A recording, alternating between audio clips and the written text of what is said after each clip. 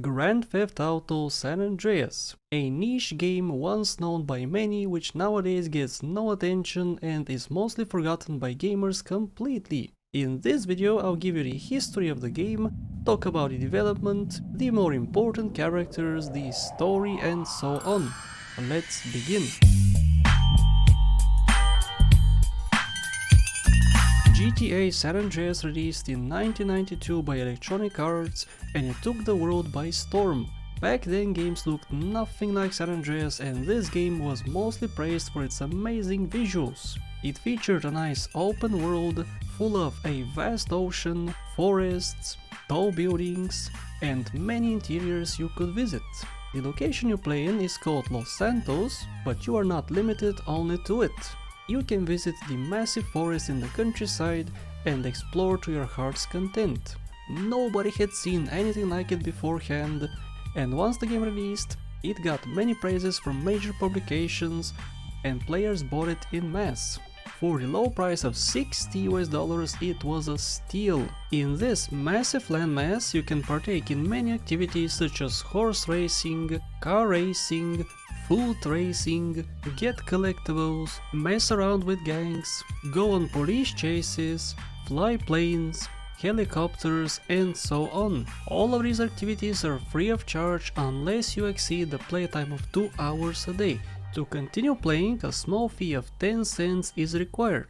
Think of it as a pachinko machine. The more money you put in, the more you can play. So how is the story of San Andreas? Look at the party! It's time, asshole! You play as Chloe Josephine, an African-American trans woman born in the ghetto who moved to the big city 5 years before the events of San Andreas. I'll refer to Chloe as CJ for short from now on to make it easier to pronounce. So CJ happily lived in Liberty City working as a bodyguard for Tony Prince, earning millions by not doing much. Well, disaster struck and both CJ's moms got killed in a drive-by shooting. Moms! He rushed back to Los Santos only to find himself in the loving hands of Kendall and Sweet. They are his siblings and while not much is known for Kendall, Sweet is the character everybody remembers from this game. Sweet is regarded by most players not only as the best character in San Andreas, but as the best character in all of video gaming. Chloe is overshadowed by the sheer amount of fandom Sweet got. I highly doubt you'll find a person bad-mouthing Sweet. A person who loves his brother, only looks out for him, has CJ's best interest at heart and helps CJ realize his dream of becoming a high-class prostitute. After burying both their moms, our characters get introduced to the antagonist of the game, Cesar Villalpando. Cesar is a liar, manipulator and the leader of the various Los Aztecas. He used his influence and cunning mind to manipulate Chloe's sister so he could kidnap her. After losing both his moms and now his sister, he had nothing left but Sweet. Over the course of the game, CJ interacts with his antagonist a few times, trying to gain his trust, but Caesar was always ahead. Unfortunately for most players, if they bought the standard edition of the game, the story actually never concludes. It leaves on a cliffhanger and CJ never gets his sister back. Electronic Arts a couple years later, however, released 2 DLCs called San Fierro and Las Venturas. For just $40 each, players bought them en masse. These DLCs expand the universe, the playable area, add more characters and finally conclude the story of San Andreas. Needless to say, Chloe ranks up in the criminal world but not before getting a driver's license, something she neglected to do for 10 years despite driving vehicles for a long time. She learned how to fly a plane, drive a bike, sail a boat and how to work them corners professionally. All of this with the help of Sweet, who was her main customer. Chloe is a cunning woman and quickly got used to the life of San Andreas.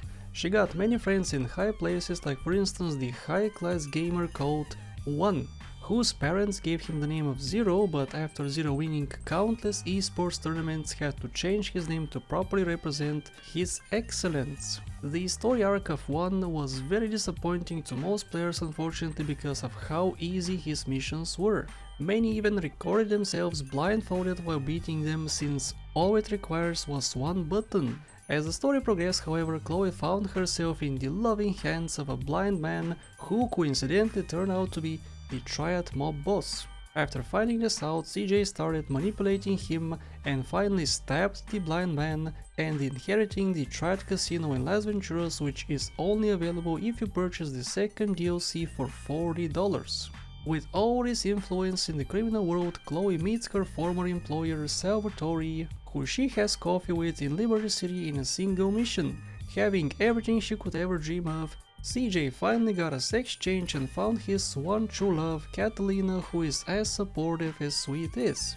They made sweet love together every single day and lived happily ever after. Maybe we can go out and fuck now? On top of everything else, cheats were also added later in development in the form of microtransactions. Each time you use cheats, a fee of 10 cents is required for the generic cheats such as spawn vehicle, weather effects, and so on. Healing cheats cost 50 cents per cheat, or you could get a bundle of 10 uses for $1.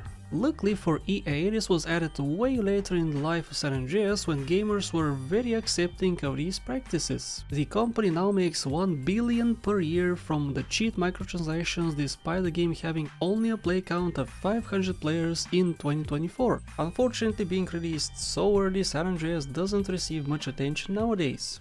Multiplayer is barren, articles never mention it, heck, even YouTubers don't make videos on this once beloved game. Seeing the massive decline in players, Electronic Arts decided to remaster the game on all platforms. We were promised new visuals, gameplay mechanics, features, and a lot more. Well, a month ago, as of me recording this video, EA released something they called the GTA Defective Edition as a joke, expecting no fanfare and a lot of criticism. Well, they were very wrong. The Defective San Andreas edition quickly became the best version of the game. Everybody seemed to love the changes like limited garage space, performance issues, countless bugs, lack of proper flying controls on PC, removal of some cheats, lack of animations on previously animated billboards and signs, fences you can go through, and a lot more. Gamers nowadays are used to broken games, and since this remaster was slightly less broken than most games nowadays, everybody loved it and the fanbase called it the Definitive Edition. This is truly the best gaming companies can produce nowadays, and I'm very proud of what the devs have accomplished. So much so that I bought the game on PC and on 5 other consoles despite only owning a PC.